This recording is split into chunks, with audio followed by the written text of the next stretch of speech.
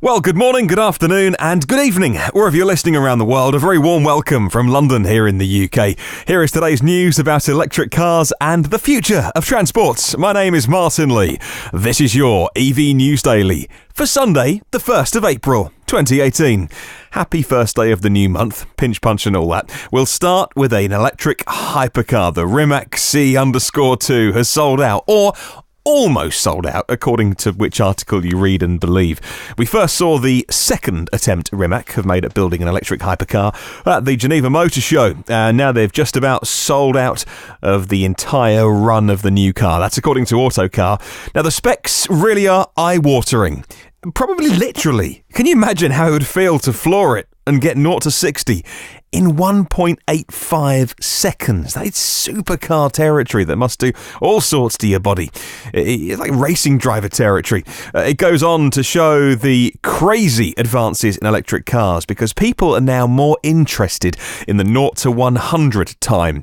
0 to 60? So old hat. What's the 0 to 100? Well, that's 4.3 seconds. In 4.5 seconds, you could be doing 100 miles an hour. The time it just took me to say that was 4 seconds. And you'd be barreling down the road at 100 miles an hour. Amazing. Well, those figures undercut the brand new Tesla Roadster by quite some. However, the price definitely doesn't undercut Tesla. And what if you do keep your foot in? Well, it'll get you to 258 miles an hour. Now, Rimac already have the production facilities. So the good news is it'll start to be produced soon.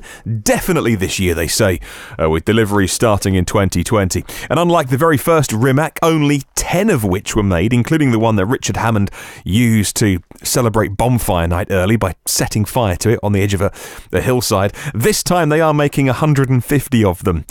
And if you join the dots and you've worked out what I'm saying, that means, yes, 150 people turned up to the Geneva Motor Show and handed over $2.1 million because they've sold out. Well, as for tech and speed, as well as that, you get 8 cameras, you get lidar, you get 6 radar sensors, 12 ultrasonic sensors, and a GPS for good measure. And you know that I mentioned yesterday on the podcast, and if you haven't listened to it yet, then all the old podcasts are online. In yesterday's news, the Lincoln Aviator is going to unlock the car and start it with your phone, your mobile phone, cell phone. You know what? That is so yesterday. Literally, the Rimac C2 uses facial recognition to unlock and start the car. So good luck stealing one.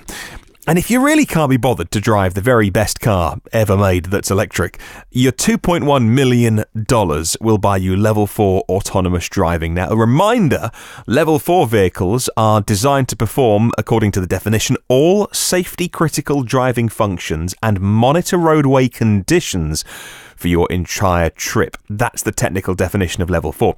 However, it's important to note that it's limited to operational design domain of the vehicle, meaning it can't cover every single driving scenario. So like driving down a dirt track when it's snowy, right? That's level 5. But you'll have to make do with level 4. This is a car with an electric motor on each wheel and some very clever technology to manage the power output of each one for all-wheel drive safety. And the part which I think is still witchcraft, and I can't get my head around, the front motors work on a single gear and the rear 2 motors have a 2-speed carbon clutch gearbox. Just incredible. Over $2 million, all sold. Not that you and I were going to buy one, right? Right, moving on to our next story, and those pesky journalists are finally out of the way at the New York International Auto Show.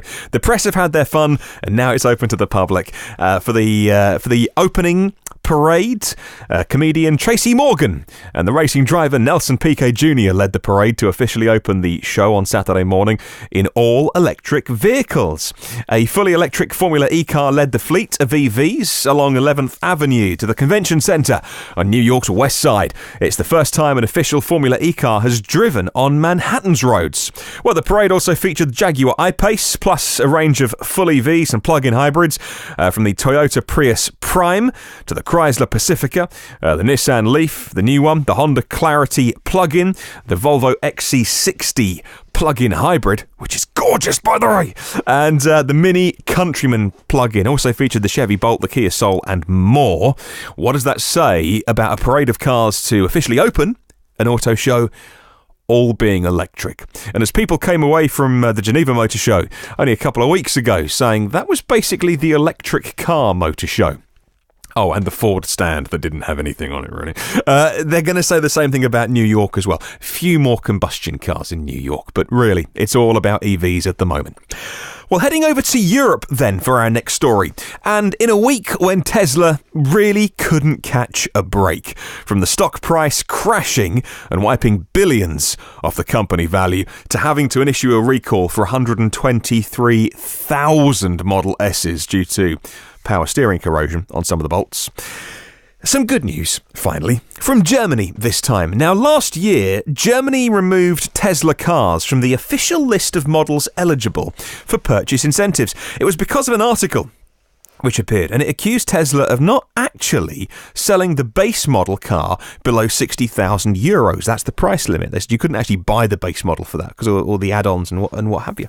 Now, Tesla successfully argued against that, and the Germans have finally seen sense. Tesla pointed out they have in fact delivered plenty of Tesla cars for less than 60,000 euros.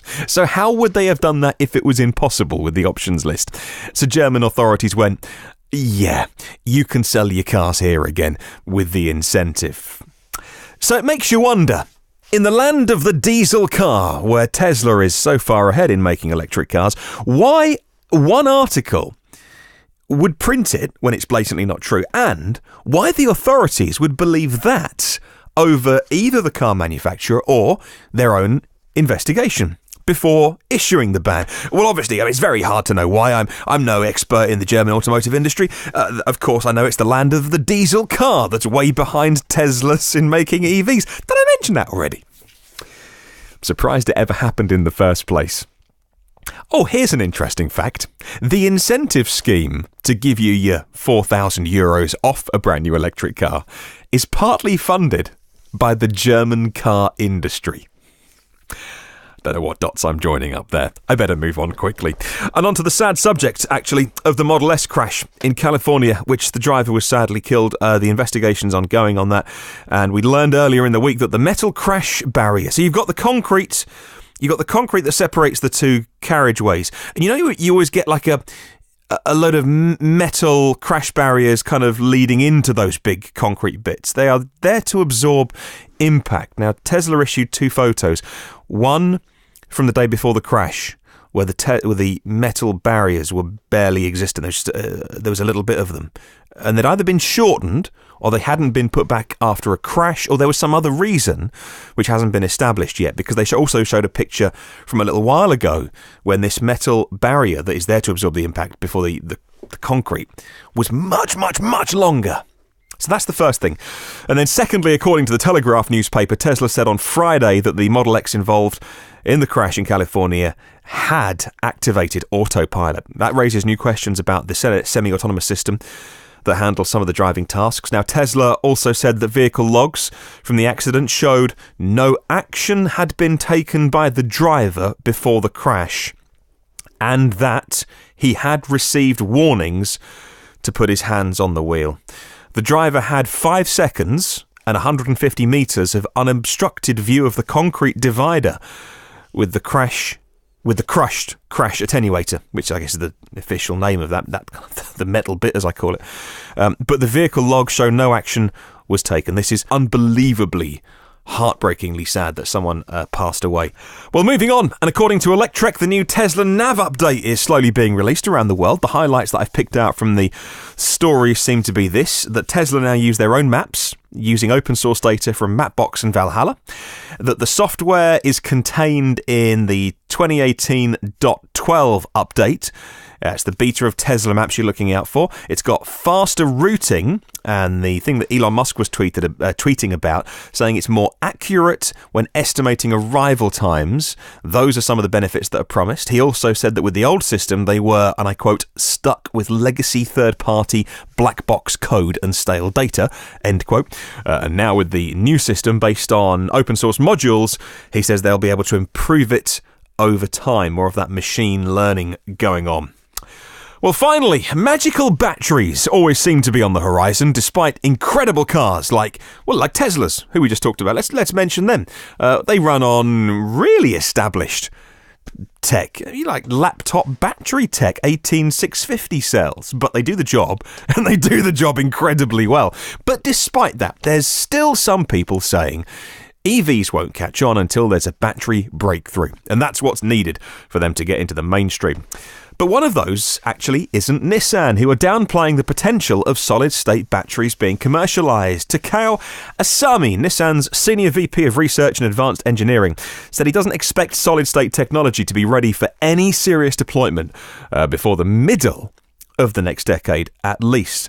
Well, among the obstacles are cost and the manufacturing acumen needed. He said this, and I quote, "All solid-state batteries, roughly speaking, are in the initial phase of research. So according to my feeling, it's practically zero at this stage," end quote. Well, Asami said at Nissan's world headquarters, it's just south of Tokyo, that solid-state batteries would replace the liquid electrolyte used in lithium-ion batteries with a solid substance that allows for improved energy density, improved weight, improved safety, and much quicker charging times. "It's working in the lab," he said. "But if we make it bigger and put it in a vehicle, drive for several kilometres, and ensure safety and cost performance compared to the lithium-ion batteries, we don't have a comparable scenario. We need several breakthroughs," he said, and I end his quote. However, Toyota think they'll be ready much sooner, by the very early 2020s. Speaking on the subject in October, the Toyota Executive VP Didier Leroy said, I quote, "We believe our solid-state battery technology can be a game changer with the potential to dramatically improve driving range." And I end quote. And of course, who's going to argue with Toyota? They were one of the first in the market with the Prius. They got a gazillion miles of knowledge under their belts in terms of electrified transport. They don't like plugging their cars in. Their business model is based on soft hybrids. That's how they've gone that way. Other people have gone pure BEVs, and some are kind of plug-in hybrids. But Toyota have definitely nailed their colours to the mast. They've had adverts out saying we don't like plugs. So they're going for the whole soft hybrid thing. Massively experienced in batteries. So when Toyota say solid states soon, kind of got to listen to them as well. It'll be interesting to watch. Well, I'd love to spread the word about electric cars. If you can, share the podcast with somebody who might be interested. Listen to every previous episode. If you got some time and you fancy a bit of a binge listen, but like you do with box sets, every previous one is on iTunes, Google Play, Spotify, YouTube, TuneIn, and the blog evnewsdaily.com. You can subscribe. That means you get them first and free and automatically. If you want to catch up on Twitter, we're at EV News Daily. Have a wonderful 1st of April, and I will catch you tomorrow.